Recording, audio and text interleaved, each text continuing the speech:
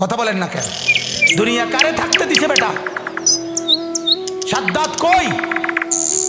নমরুদ কই? ফেরাউন কই? কারুন কই? পৃথিবীর জালেমরা কই? সম্পদের লুভিরা কই? দুনিয়াদাররা কই? বলো মিয়া, বলো কই? কেউ টিকছে দুনিয়া? কেউ টিকছে? আমরা কিতাবে পড়ছি ভারতের দিল্লির এক বাদশা ছিল শের শাহ। শের শাহ 40 বছর একটানা যুদ্ধ করছে এই রাজত্বের জন্য, দিল্লির রাজত্বের জন্য। ওনার বয়স যখন 65, তখন উনি দিল্লির বাদশাহী পুরা পাইছে। সেদিন পাওয়ার পরে একদিন আফসুস করে বলতেছে, হায় দুনিয়া, তুই আমারে যখন ধরা দিলি তখন আমার কবরে যাওয়ার সময় হয়ে গেল। মানে আজ 40 বছর মেহনত কইরা দুনিয়া যখন বাদশাহী নিলাম, তখন আমার কি শুরু হয়ে গেল? কবরে যাওয়ার টাইম। দুর্বল হয়ে গেলাম তখন। দুনিয়া মনি, দুনিয়া বড় ধোকা দেয়। সব গুছাইয়া দুনিয়ারে সাজাইবার পরেও, সব ক্লিয়ার হবার পরেও, এ বাড়ি দাড়ি বিল্ডিং টিল্ডিং এর কাম সব গুছাইয়া সারলে আমার বড় ভাইয়ের বিবি, আমার বড় ভাই আলহাজ হযরত মাওলানা মাহবুবুর রহমান আশরাফি, তার বিবি আমার বড় ভাবি, মায়ের মতো যিনি আমগরে আদর করছিলেন, নতুন বিল্ডিং করছে, অনেক কষ্ট করে কোনো রকমের রুমডি ঠিকঠাক করে উঠছে।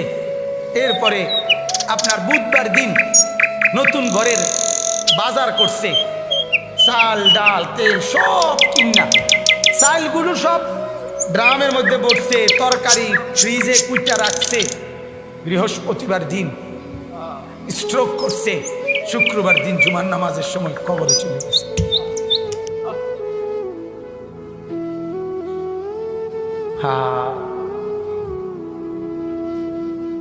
আগামীর পৃথিবী, আগামীর সামনে দাজ্জাল বাজান, আগামীর সামনে দাজ্জাল। দাজ্জাল দেখা যায়, দাজ্জাল দেখা যায়, কিয়ামত দেখা যায়। ইকতারাবা লিন্নাসি হিসাবুহুম, আল্লাহ বলে হিসাবের সময় কাছায় গেছে বান্দা। ইকতারাবাতিস সাআ, আল্লাহ বলে কিয়ামত ঘনায় গেছে বান্দা। আরে যিনি বানানেওয়ালা তিনি বলতেছে, ও আমার বান্দা, আমি না বলছি এই নবী শেষ নবী, এই কিতাব শেষ কিতাব, এই দিন শেষ ধর্ম, আর দিতাম না রে। এরপরে তো আমার সংসার আমি গুছাই এলাম, তাহলে কিসের অপেক্ষা করছেন? আল্লাহ যখন বলবে এই জাহান্নামী, আর কোনো কথা বলতে পারবি না, সাথে সাথে জাহান্নামের আযাবের, জাহান্নামীর গলার আওয়াজ, কথার শব্দ বন্ধ হয়ে যাবে। এরপরে আর কোনো শব্দ জাহান্নামী উচ্চারণ করতে পারবে না। আরো জঘন্য কথা আছে, তাফসীরে মারিফুল কোরআন লিখছে, এরপরে জাহান্নামী কুত্তার মতো ঘেউ ঘেউ করবে, কুকুরের মতো শুধু ঘেউ ঘেউ। বিশ্বাস করেন, সেদিন কিয়ামতের দিন তোমাদের পুরা জিন্দেগির আমল ওজন হবে।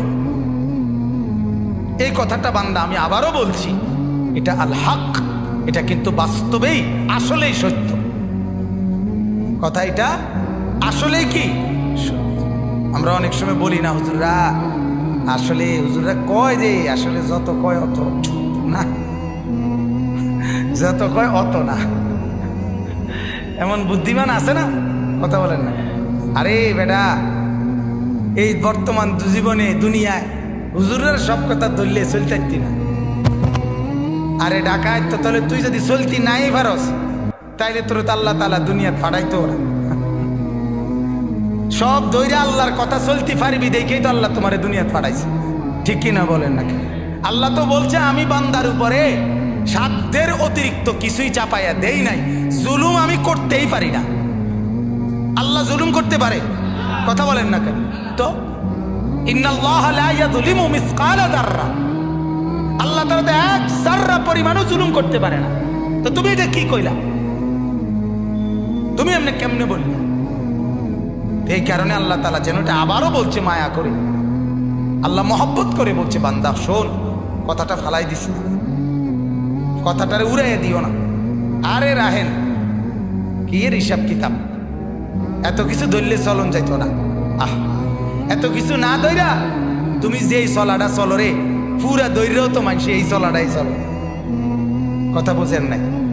আল্লাহকে পুরা বাদ দিয়া, নামাজ রোজা বাদ দিয়া যা কামাই করো, শেষ পর্যন্ত বাদ যে দূর খাও, যে বেড়া আল্লাহকে রাজি করে সেজদা করে ভাত খায়, ওই বেড়াও এর দূরে খায়, মানে পেট বরণ পর্যন্ত। কথা বোঝেন নাই? আমি পেট বরণ পর্যন্ত খানা খায়। আর পেট ভরা এটা এমন একটা সুন্দর সিস্টেম আল্লাহ তাআলা বানাইছে। এটা ডাল দিয়ে খানা শুরু করলো, কিছুক্ষণের মধ্যে পেটে জানায়া দেয় আল্লাহ একদোনা ভরে গেছে। গোস্ত দিয়ে খাইতে বইলো, বেটা কিছুক্ষণ পরেই জানায়া দেয় দোস্ত আর লাগবে না, হাত দিয়ে লাও। আবু তালেবকে কি পরিমাণ চেষ্টা করছে বলেন, শেষ মুহূর্ত পর্যন্ত চোখের পানি ফেলে বলছে চাচা, চাচা কালেমা পড়েন চাচা। 38 বছর, 12 বছর থেকে নবীজির বয়স যখন 50, তখন আবু তালেব ইন্তেকাল করছে। 12 বছর বয়সে আব্দুল মুত্তালিব নবীজির দাদা নবীজিকে আবু তালেবের হাতে তুলে দিয়েছে। বলছে আমার এই নাতি মুহাম্মদ, তার বাবা নাই, তোমার হাতে তুলে দিয়ে গেলাম, তুমি মৃত্যু পর্যন্ত তারে আশ্রয় দিও, পাহারা দিও, তার অভিভাবক হিসাবে থাইকো। বাপে মানে দাদা, নবীজির দাদা বলে গেছিল। সেই 12 বছর বয়স থেকে 38 বছর এক টানা, মানে 50, নবীজির বয়স যখন 50, তখন আবু তালেব ইন্তেকাল করছে। 38টা বছর এক টানা যে নবীজির পাশে ছিল, আল্লাহ নবী সাল্লাল্লাহু আলাইহি সাল্লামের কি পরিমাণ খেদমত করছে, এই লোক সেবা করছে, আশ্রয় দিছে, অভিভাবক হিসাবে পাহারাদারি দিছে, নজরদারি রাখছে। মক্কার কুরাইশরা চূড়ান্ত ভাবে রাসূলুল্লাহ সাল্লাল্লাহু আলাইহি সাল্লামকে চূড়ান্ত ভাবে কোনোদিন হত্যা করার সিদ্ধান্ত আবু তালেব থাকাকালীন নিতে পারে নাই। শুধু আবু তালেবের প্রভাব প্রতিপত্তির কারণে, আবু তালেব বড় নেতা ছিল এই কারণে। কিন্তু রাসূলুল্লাহ সাল্লাল্লাহু আলাইহি সাল্লাম সেই চাচার বিনিময়ে এই পরিমাণ চেষ্টা করছে যে চাচা আজ এতটা বছর আপনি আমার পাশে, আপনি কালেমাটা পড়েন চাচা। আবু তালেব বলছে না ভাতিজা, বংশের মুখে চুনকালি মাখতে পারুন না, বংশের কাছে বেইজ্জতি হব, সমাজের কাছে ঘৃণিত হয়ে যাব, আমার নেতৃত্ব থাকবে না, মৃত্যুর পরেও আমি স্মরণীয় নেতা হতে চাই, মৃত্যুর পরেও, অর্থাৎ কুরাইশের নেতাই থাকতে চাই। নাউজুবিল্লাহ। আল্লাহর নবী সাল্লাল্লাহু আলাইহি সাল্লাম তখন বলছে চাচা এক কাজ করেন, তাইলে কানে কানে বলেন, কানে কানে কালেমাটা কানে কানে শুনান। আমি কসম করছি আমি হায়াত থাকাকালীন জগতের কাউরে কোনোদিন বলবো না আপনি যে ঈমান আনছেন, শুধু হাসরের মাঠে আমার আল্লাহর সামনে সাক্ষী দেব আমার চাচা ঈমানদার ছিলেন। এতদূর সুযোগ দেন, এতদূর সুযোগ। আবু তালেব বলছে না ভাতিজা, জানাজানি হয়ে যাবে, গোপনে বললেও জানাজানি হয়ে যাবে, বলবো না।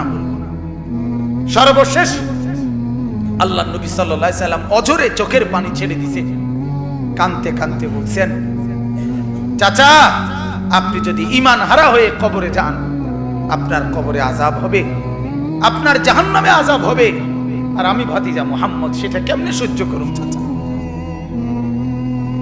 আপনি আগুনে জ্বলবেন, আমি এটা মেনে নেব কেমনে, মনটারে বুঝাই কেমনে চাচা? এই জন্য না এত বেশি আহাজারি করতেছি চাচা, আপনি পড়েন না কালেমা। আবু তালেব তখন বলছে আন-নারু খায়রুম মিনাল আর। নাউজুবিল্লাহ। আবু তালেব বলছে মুহাম্মদ, সমাজের কাছে বেইজ্জতি হওয়া এটার চাইতে আগুনে জ্বলা এটা ভালো। আন-নারু খায়রুম মিনাল আর। সমাজের কাছে আর মানে লজ্জিত, লজ্জিত হওয়ার চাইতে জাহান্নামের আগুনে জ্বলবো এটা ভালো। আবু তালেব বলল মুহাম্মদ জাহান্নামের আগুনে প্রয়োজনে জ্বলবো, কিন্তু বেইজ্জতি হইতে দিতাম না। কার কাছে? সমাজের কাছে। কার কাছে বলেন না? আল্লাহর নবী সাল্লাল্লাহু আলাইহি সাল্লাম হাদিসের মধ্যে আছে এরপরে আবু তালেব ইন্তেকাল করছে, মারা গেছে। মারা যাওয়ার পরেও নবী এবার বলতেছে চাচা এবার আমি আল্লাহর কাছে আপনার কাছে আপনার জন্য ইস্তেগফার করব। যতক্ষণ আমার আল্লাহ আমারে নিষেধ না করে ততক্ষণ আমি আপনার জন্য। এবার যেহেতু আর আপনারে বুঝাইতে পারলাম না,